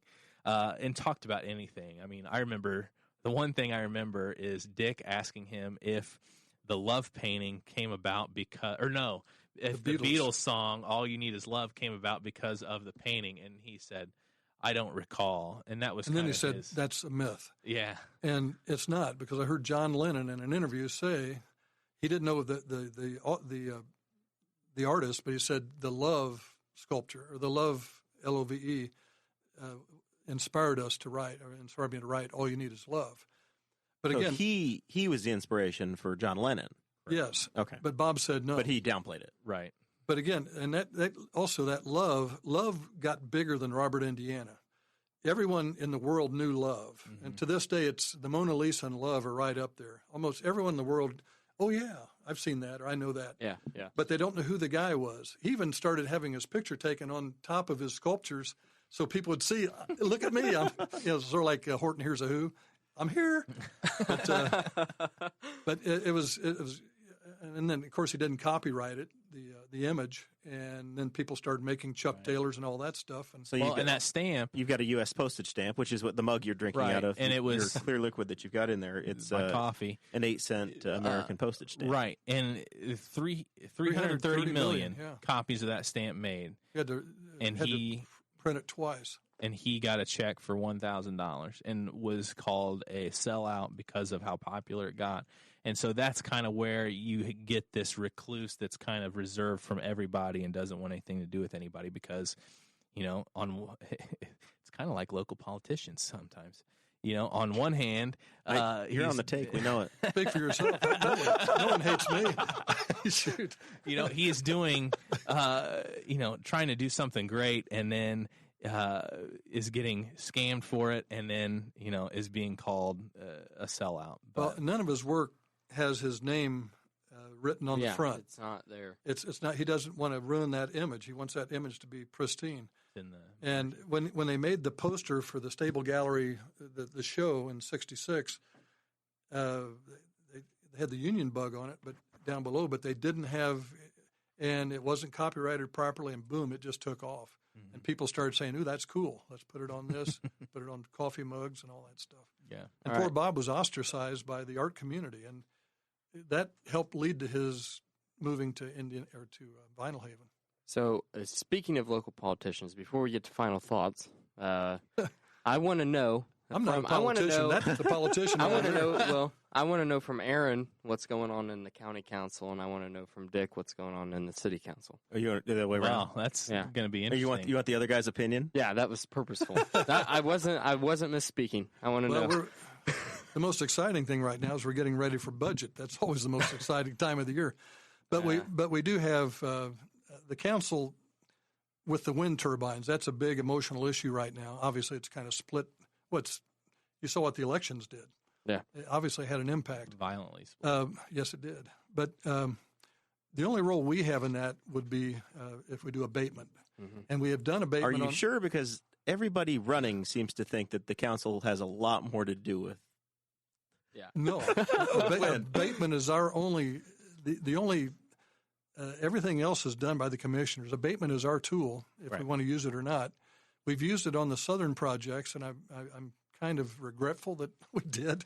The split has been amazing to me. It's been so fascinating to watch from the outside, watching the Republican Party split in two, just like the Titanic. Oh, yeah. I mean, they're sinking, man, going down. I mean, you have one council candidate who is running under the GOP ticket, who is calling he's calling GOP commissioners evil. You know, like it's insane. Like it's now I've got visions of Todd Hyde saying, "Don't let go." yeah. I'll never let go. I'll never let go. No, and then is that Clay Morgan who is holding on to Clay. Yeah. Clay's freezing to death and just going underwater. He's eventually Clay's just going to sink off and he's going to come to my side. Kind of smell that on the last play in another movie. On his episode. No, that's been a little discouraging. When all this started 7 years ago, whatever, I remember Nate and I went up north and we stood under a turbine. And at that time, it seemed like, wow, that's cool, Mm-hmm. And the longer we went, the more information you got, the more you looked at what was happening in the community, you start having second thoughts. And I'm not sure we did the right thing down south. I don't know what's going to happen. I know up north it doesn't have council support, but it doesn't necessarily need it. If they don't want abatement, they can move on. Well, now the South abatement has expired, correct? Right. Yeah. And it's not going to be pursued again. So I know that there's different opinions on whether or not these can be developed without abatements, but to this point, there's not been a single wind project without a county abatement in the state of Indiana. So It says something. And I don't see. I've done a whip count. I can't find more than 2 votes, if that, on the council to put an abatement in. No, and I'm not against wind. Right. When I fly into Harlingen, Texas, and as you're going into the airport, you look out your west window, and it's just miles and miles of turbines, but it's on huge ranches, and every one of those ranchers are profiting, and they're happy to have the turbines, and they're not affecting their neighbors. If you just drive through if you're going to Chicago, you drive on White County. Yeah, you drive through White County. Benton County. And it's sparsely populated, too. You see bald eagles getting killed. You see the wings flying off. You see ice sheets that are flying Is that a reference off to of them. Aaron? Say, Dick, you better be careful. You're not going to get reelected. Yeah, he has a reelection to worry about, right? I don't. No, I'm just kidding. I think you have to follow in your family's footsteps. You still got an opportunity to run for sheriff. You need to run for mayor. Mayor? Oh, sure, yeah. I like living the county. State representative. That doesn't stop some people. I want to know why he's not following. I can see the city from my front door. I think I can run. I want to know why, Dick, why aren't you following in the footsteps of your great-great-grandfather and becoming chief of police so you can pick up the Catherine investigation where he left off?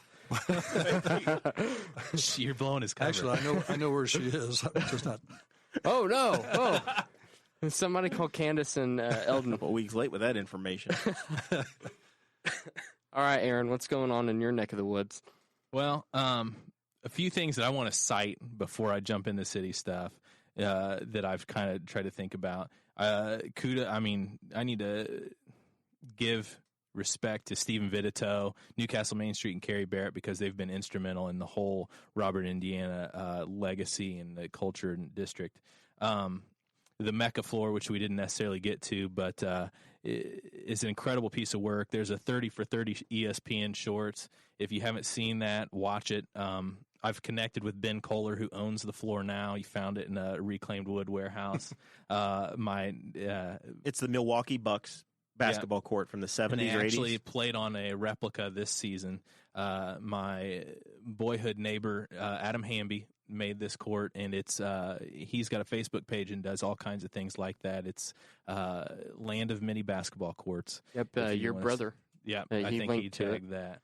And actually, little known fact, the double Newcastle connection, the opening night of the floor, I was told there was a damper because Kent Benson got sucker punched by Kareem Abdul-Jabbar. So interesting thought there.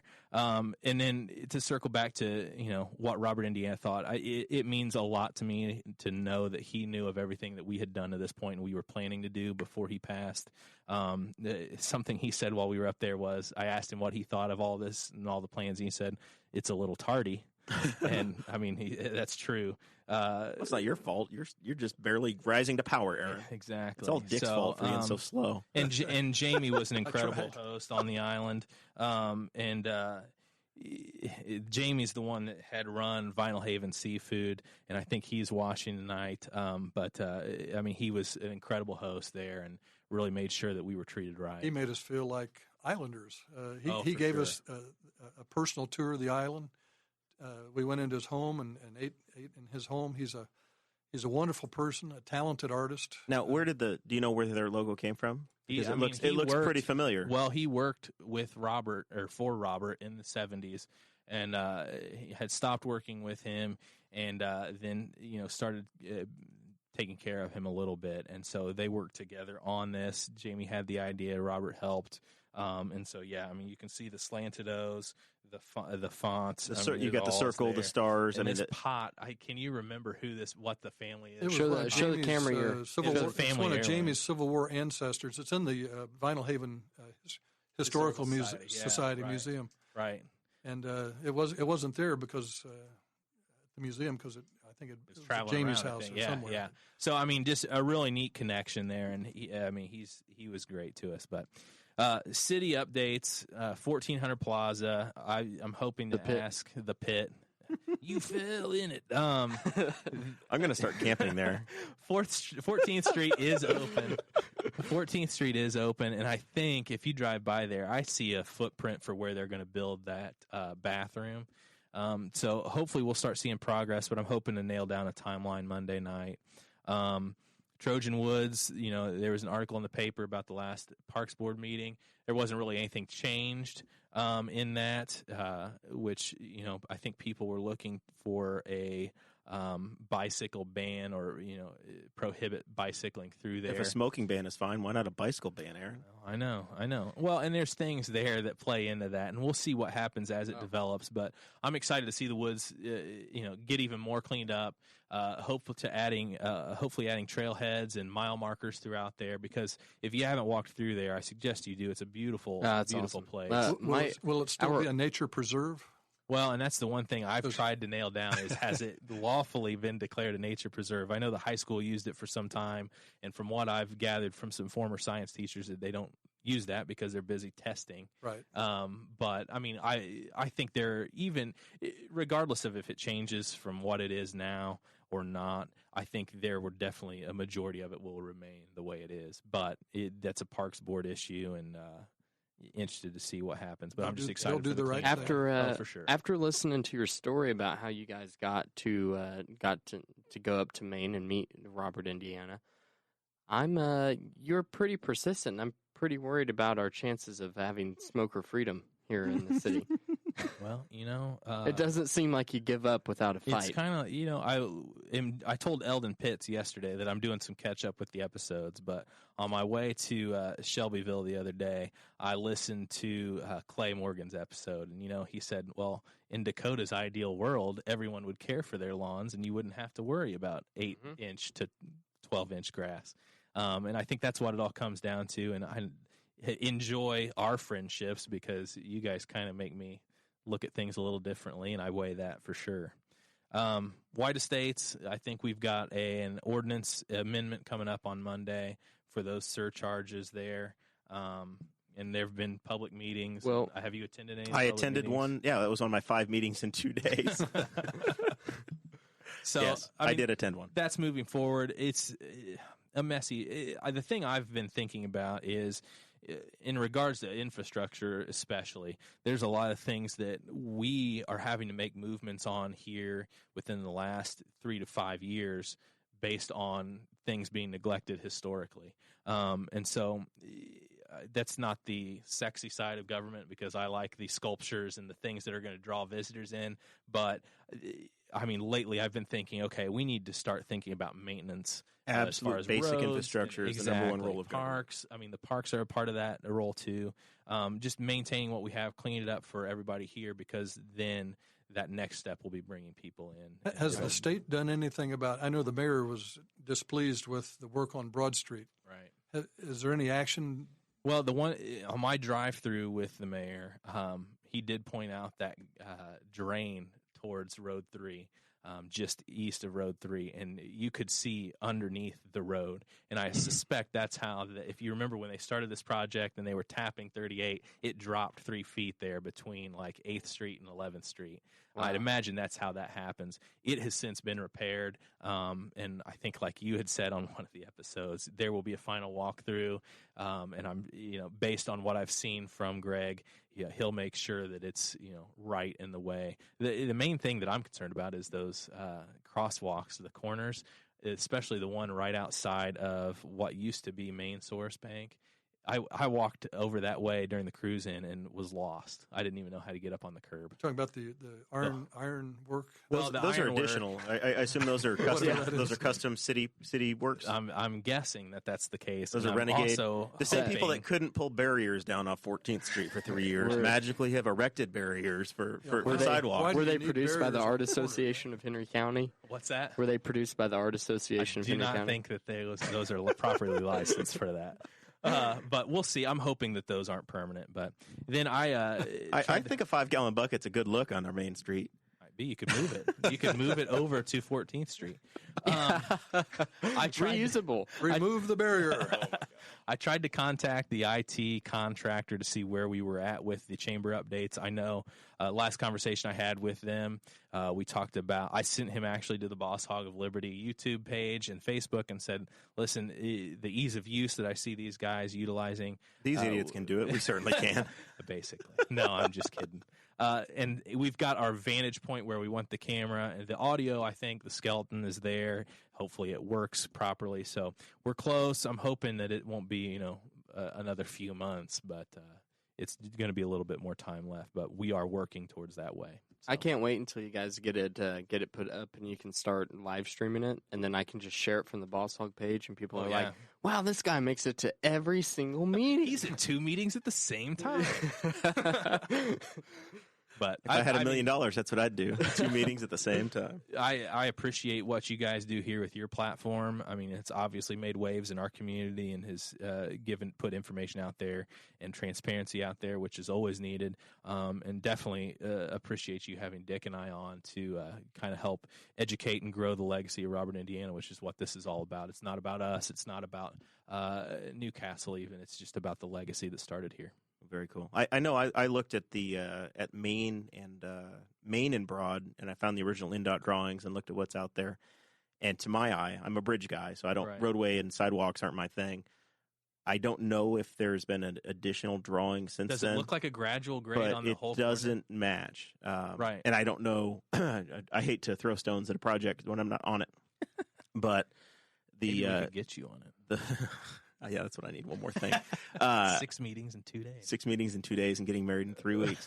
But it is, it doesn't match the drawing that I saw. Right. So at least that one of them. So I don't know. Well, and I don't know what the explanation is. And I've reached out to Representative Saunders, and I know the mayor has met with him when Greg was over at the State House to meet with the governor and Lysing and the Rushville people. So they're at least aware, which is a little bit of overkill. You're calling the governor in over a sidewalk. I know. Well, I mean, he had a guy that face planted it. Listen here, Holcomb. You're going to get this fixed. Well, Bannon wouldn't have let this happen. Exactly. I'll tell you that. Frank would have had that fixed in a heartbeat. With somebody else's money. Low blow. Oh, boy. Tax money, yeah. Anyway, he suspended the gas tax. He wouldn't have had any money for that. Anything else, Aaron? I guess this is probably a good time for final thoughts, or was that it? Oh, well, I thought that's what we were doing. We hadn't officially got there. You kind of shot your wad. You got anything else? I thought Dakota had said final thoughts, so that's why I was trying to rush everything. Said before we get to final thoughts. Oh, gotcha. You did okay because we would have started with you to begin with, so it's all right. Is that it? I mean, that's it. Any more kids on the way? It's Congratulations. Thank you. Cece is definitely keeping us awake, and God bless my wife. I don't know, watching your wife give birth and be a mother. I mean, there's a whole new respect for women. I don't know how she does it. I couldn't do it. So yeah, and she's the one that, like tonight, I'm at a lot of meetings a lot too, and I hate that because I'm away from them, and hopefully Elle and Braylon and Cece are all watching, or at least Cece's asleep. But no more kids. We've ingrained her with the Boss Hog of Liberty because I was watching the election results in the delivery room. Hey, I can't believe Ethel Kennedy said that too. Yeah, you were watching it in the room, and then I was messaging you about some things that were going on, and you were texting me back from the delivery room. So I mean, at that point, it wasn't necessarily delivery. It was just sitting around waiting. I couldn't do anything. So, all right. Well, thank you very much for joining us. Yeah, thank you. You didn't bring any gifts for us this time. Last time you brought I a thought screenshot about from the internet, but I got no gift. You can leave behind some of the Robert Indiana I artwork. thought about it, but with the lawsuits that are flying around, I didn't want to be called. So maybe after all that settles down. So that is a thing. We were reading there. The FBI came in after his passing, and we don't know where that's going. But there's been some talk of lawsuits and what's going to happen to his estate, and there's more to be written there. And that's something. That's what's so hard, and I think it's hard to tell because he was such an interesting individual. I don't think it's even fair for his friends to know what he was thinking, honestly, that late in his life, because we could tell how failing his health was, and like I said, I mean, Jamie it seemed like a son to him, and that's what apparently he worked for him in the late 80s and 90s, and doesn't want me to make him look old and say that he worked for him in the 70s. But I don't know much about the art fraud. I know that there's a suit about senior neglect or abuse, which I don't necessarily. I mean, I'm not a lawyer. No way. We're not friends necessarily, but I don't get that vibe. I think Bob wanted his privacy. He didn't want to greet people, and he was in a failing state, and he had a lot of pride. I don't think he wanted to meet all those people. But this Morgan Art Foundation is Swiss, and we were alerted to that. And they're very secretive, and I just think it's a big, powerful corporation. They're going to try to go after Jamie and Michael. And I think Jamie's an innocent player in this. He's doing what he was asked to do. Yeah, as family. And my gut feeling is Jamie he's the victim in all this, and I really have empathy for him, and I hope he prevails in this because he's well respected on the island. He and his wife, for sure. He was a gracious host for us. Hate to see that kind of thing turn ugly. Yeah, for sure. But you're talking about small community. But you're talking about big money who have all their assets, all their money's in the Bahamas, and all they want. They not only want the rights to love, but all of his artwork from 1960 to 2004. That's basically all of his artwork. All of it. And they want to license that, and then they're going to make millions and millions off of that. Jamie just wants to get the museum going, and the way I see it is they're wanting to get that for their own sake. Right. And Jamie, it's almost like a Robin Hood thing. He wants to get that to give to the people. I mean, the conversations we have is about Jamie, growing the legacy. Fulfilling his wishes. Right. Because, I mean, like Dick said, Bob knew that he wasn't well known. And so that's kind of been my mission through all of this is to spread the love and kind of grow his. We should make a sculpture, maybe a T-shirt, and grow his legacy. And that's all we're trying to do. And I think because of you hosting us tonight for this discussion, you're going to have a lot more fans on Vinyl Haven, Maine. That's exciting.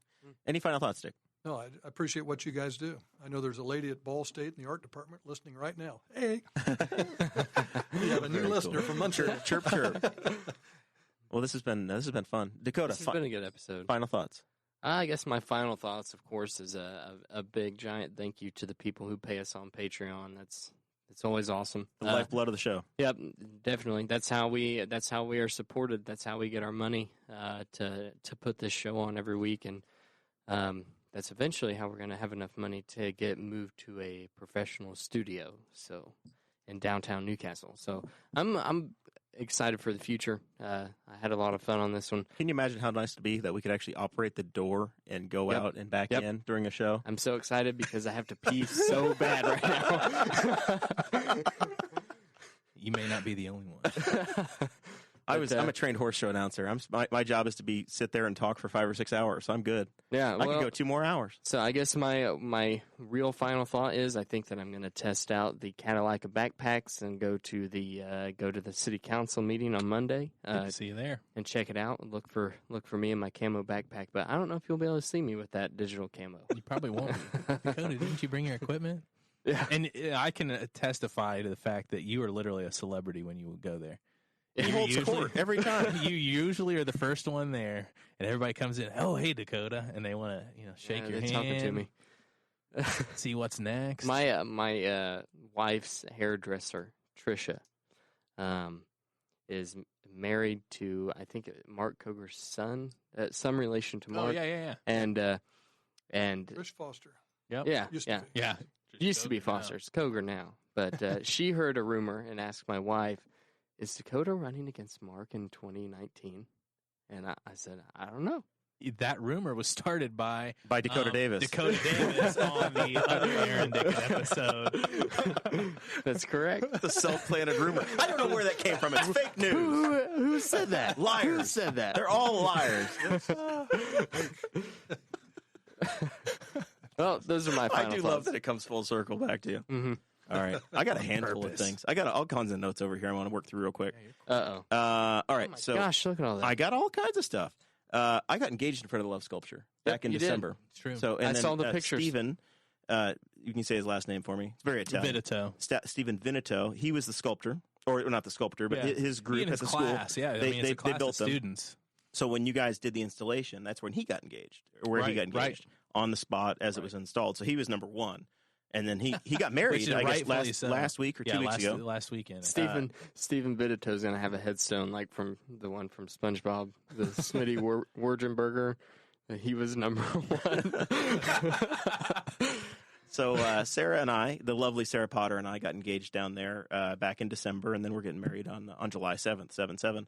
And to kind of carry it over, we had the love sculpture will be our cake topper. So at the wedding, so that'll be our little tie. Well, my hope someday is to figure out a way to collect all the pictures that were taken in front of the love sculpture. I think I told you guys that. Yeah.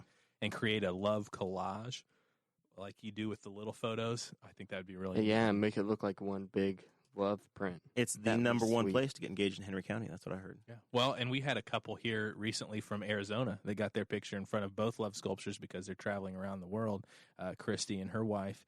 Her husband, and they're just doing it everywhere. And so they came to Newcastle because they knew it was here. That's very cool. That's cool. I want to give a shout out. One of the meetings I went to this week, and I served, Dick, I served on the Memorial Park Board for a couple of years. And raising money for that park, the financial constraints of county parks and the struggle we have. And for a number of reasons, just from the county side, funding projects and maintenance in there is a nightmare. So we realized that a year ago, and out of the Hope Initiative and some work that was done with that group and a number of other volunteers, the Friends of Memorial Park were created. They celebrated their 1-year anniversary, and they had a big event out at the park on Tuesday night. And I got to go to that birthday party, and they collected bottle caps. I know the city of Newcastle is doing that now, where there's bottle caps out there. Yeah, finished, I think. And they're looking for kids to help sort. I thought it was until the 1st of July. I thought it was June. Oh, was it? Anyway. Dang it! I have a whole Brenda trash Grider, bag. Brenda full. Grider will probably comment. You can send them. You can send them with Aaron. Well, they're at push work. them through. We'll We've push been collecting them through. at work. So anyway, the Friends of Memorial Park, in the last year, they've been raising money and worked on these projects. They've been awarded grants. They've replaced, in the last year, every single volleyball net, basketball net, and tennis court net in Memorial Park is new and replaced thanks to that group. They had 9 benches made, 9 new park benches, 1 new ADA-compliant table. They have ADA playground equipment ordered and brand new swings. So new equipment for the swings. Movers in and a year, shakers. man. Movers and shakers. So it's when we had to use tree money to put we had to use our tree money in to put in a new roof on our shelter house. We had to use tree money to put in. We made the news. We made the news like 3 times in the time I was on the park board. We made the news over an algae scare. where we had fish that were nearly dying. We almost had the biggest fish kill in Henry County history. We had fire trucks out there running water, and the Nissan's lagoon pump running water, trying to aerate water. So we've got fountains in all of the ponds again. Finally out there, we'd used tree money for that. So we were scraping and trying to find anywhere we could to find something to keep that park going. Just really thankful for that group, encouraging membership for Friends of Memorial Park, and they're doing events all throughout the year. But it's a 501c3 organization, not a truly tied to the park, not a government entity, but an individual booster organization. So I wanted to celebrate them. Well, and that plan that was presented at City Council was so impressive of the Henry County Expo. I'm really excited to see what happens. And that's another separate group where the Henry County Expo group exists, and they're going to build about a 70 to 75,000 square foot facility that's going to be home to Henry County 4-H, home to Purdue Extension, and all kinds of other youth and community events where you can have a 500-person banquet, you can have a livestock show, you could have a rodeo, you could have a circus, you could have wrestling, just an incredible number of things. And over the next couple of months, you're going to see that take a very high profile, and there's going to be some fundraising. There's a little bit of county money that was put into it for seed money. But from this point on, there's about $3 or $4 million that's going to be raised privately, and from the visibility I've had in it and being on the expo board, I think the county's going to support it, and it's going to happen. So within a year, that's the goal. July of 2019, we're expecting to have a county fair out there and then be off and running. I know they've got at least 3 or 4 events booked already for using the facility. And I see that's the main concern is, can we support it? I mean, it's all about the marketing, because I think that a facility like that could house just about anything. It's all about marketing. Yep. You could do anything with that building, and there's nothing else like it. It's not really like it competes with other facilities in the area. It's well beyond. I want to have a libertarian convention there. Probably the 2020 State Libertarian Convention. I want to host it out there. You go. And maybe a Democrat convention if you'll, or at least a regional one. I don't know. We can get you people there. We'll happily let the Democrats. Maybe a joint convention. Sure. We're going to have to join. It's Dicken his grass over there. Last one. Next week we're going to have Kreider's Barbecue Bash. Bash Kreider's going to be on the show. Awesome. He's opening up a new business, so we're going to have. Hopefully, he brings us some samples. Yeah, but we're gonna hang out with him, and we're gonna talk. It'll be another fun meandering episode. Yeah, I have another final thought to get in there. That's all right. We're only 2 hours in. Yeah, I have one more final thought. This one's the most important that we've had. Yes, sir. And it is that the Libertarian Party of Henry County is having a meeting on the 24th of June at Montgomery Steakhouse at 1 p.m., and we will be closing our convention. So if you want to be put up for office, if you've been kicking around running for office in Henry County, then you need to talk to me so that we can get the nomination done and put you on the ballot whenever we close out the convention. There you go. So, one last chance. Rumors today. There are rumors. Candidates. Is it true? You're the guy who should know, I guess. I'm not Do you gonna. have a new candidate? I'm not gonna speak on any rumors. I got myself in trouble while talking about Mark Koger. I don't want to get anybody else in trouble either. Nothing's official till they're on the ballot, but I think there are discussions about possible new candidates. The talking is out. It's out there. It is there. And nobody knows. That's what's impressive. Yes. Mm-hmm. I heard Dick Bouslog was running for state rep. Oh, yeah. Mayor. As a libertarian. Yeah. The Bouslog's Put run me for on the mayor ballot. and chief. We'll see y'all next week. Mayor and police chief. Thank you for listening to the Boss Hog of Liberty, which is part of the We Are Libertarians network. I am Chris Spangle, and I am the founder of this network, and I invite you to listen to all of our shows, which you can find at WeAreLibertarians.com or by searching for these in your podcatcher. The flagship show is the We Are Libertarians podcast, where we apply libertarian principles to current events. The Brian Nichols Show is a conversation amongst Republicans, Democrats, Libertarians, Independents, as they talk about what is happening in the news. And we have many other podcasts like The Chris Spangle Show, Upward, The Cost, Raw Audio Politics, Miranda's World, and Tad Talk, which is quite a ride. So check all of these out. Go to WeAreLibertarians.com, and you can check out all of our great podcasts. Thanks for listening. Thank you for listening to the We Are Libertarians Network. Get our other shows at WeAreLibertarians.com.